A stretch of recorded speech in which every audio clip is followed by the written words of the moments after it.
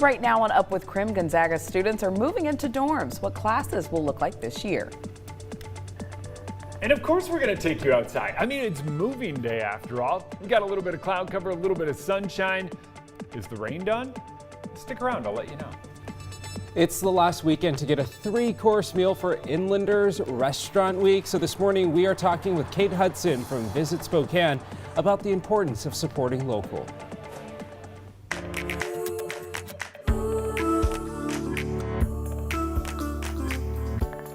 Up with KREM begins now.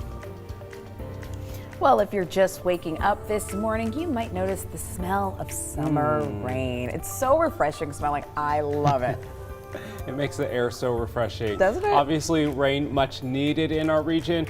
But what you're looking at here is from the National Weather Service showing that our region's still really in that exceptional drought. So Jeremy's been telling us that rain didn't do much to put a dent in that drought really, but it was still really nice for maybe our plants to get a little water. Yeah, you know, things that are used to getting water this summer, say people's lawns, some of those plants that are outdoors, that was good.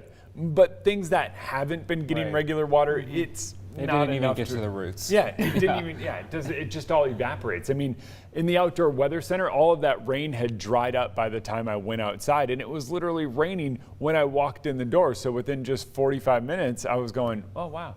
It's already dry out here. So unfortunately, it's just not enough. And we are so dry in the atmosphere that all of that just evaporates pretty quickly. So good news, bad news. Yeah, but on the plus side, it did help a little bit with the smoke, right? Because when I went to bed, it was pretty smoky. And I woke up and I was like, hey, it's nice and clear. Yeah, it's like a combo. It's wind and the rain kind of washing the atmosphere. So that rain kind of does one last let's wash it down. So all of that smoke kind of settles down near the ground because of the rain coming down and now kind of dissipates as it does so. So you can see a lot farther now. And I just checked the AQI. We'll get to that here in just a second. 56 right now in Spokane. Wind out of the south-southwest at about 6 miles per hour.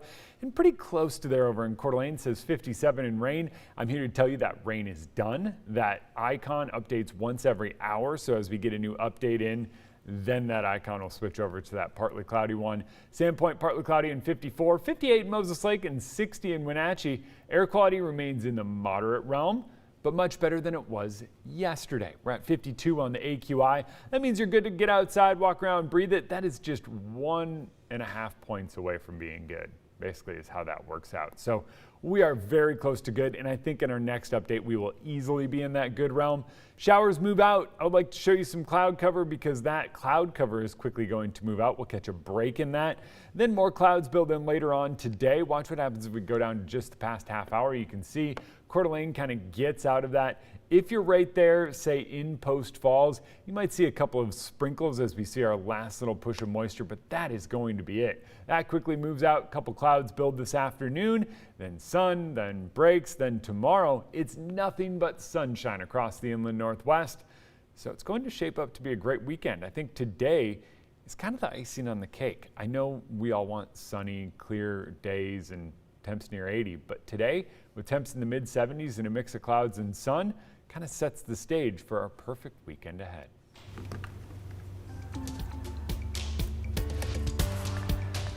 Well, it is a very exciting day for college students here in Spokane because Gonzaga University will be welcoming their new students starting today, and then starting next week, they'll begin classes as well. Oh, back to the classroom.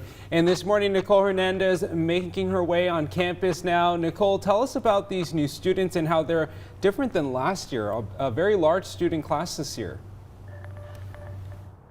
Very large and very unique for sure. This class is going to be a good one, I think, if I do say so myself. So we're at a residence hall right now here, so they're going to fill back up. There's going to be actual people living in those again, which is so exciting after a summer off here at Gonzaga.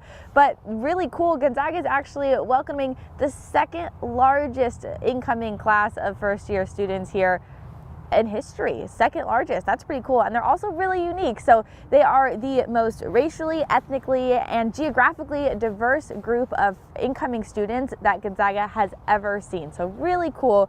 And the first year students represent 44 different states across the United States. They also come from 11 different countries outside of the US. And get this, the first year class also has the highest grade point average in class history. University leaders say this year's class is higher than expected because of an increase in out-of-state students. University leaders also announced earlier this month that all students and employees will have to wear masks inside. This is regardless of vaccination status. The school says on their website they will hope to relax those mask rules eventually. Gonzaga also said all students and campus staff will have to show proof of COVID vaccination before the start of the fall semester. That includes all faculty as well to be fully vaccinated. Goodness. So again, that student orientation is starting here today. We're hoping to start seeing students coming in, moving in here. They've got the weekend to settle in, and then classes start on Tuesday. So if you're interested in more information, everything we've got about Gonzaga moving, Gonzaga classes starting, and how classes are going to look different, you can text the word ZAGS to 509-448-2000. We'll send you a link with everything we have. In Spokane, I'm Nicole Hernandez.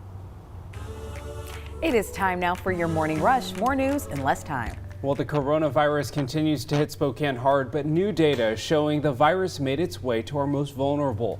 The Spokane Health District releasing data that reports COVID-19 outbreaks at 8 different Spokane homeless shelters. If no one thought it was going to be for the next, 18 months, 2 years that we would be actively dealing with outbreaks and cases and restrictions and all this. So, yeah, interesting to say the least. UGM says of their 27 infected, 1 person has died and another was hospitalized this month.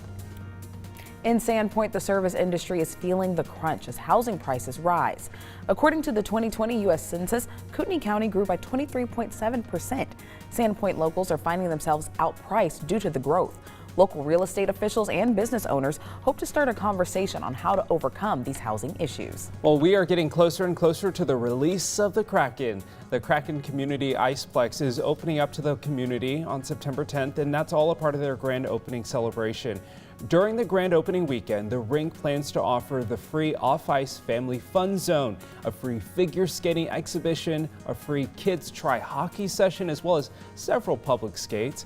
And that's definitely a reason to make that drive over to the west side to check it out. Absolutely. Well, keeping with sports news, the Pac-12 Conference officially said they're not considering an expansion right now. Now, this comes after some big schools have made the decision to leave their conferences all over the country. Oklahoma has said they're joining the SEC, and there have been rumors of more schools jumping ship to other conferences. Well, that's your morning rush. More news in less time. Let us know what's happening in your neighborhood by using the hashtag #UpWithKREM on social media. It's the last weekend of Restaurant Week. It's just under an hour. We are actually coming up after the break, we are talking with Visit Spokane. So they're telling us more about how we can support local restaurants even when the pandemic is over. And of course, we're going to take you outside and talk the weekend forecast. I'll let you know why I think this might be the greatest weekend of the entire summer.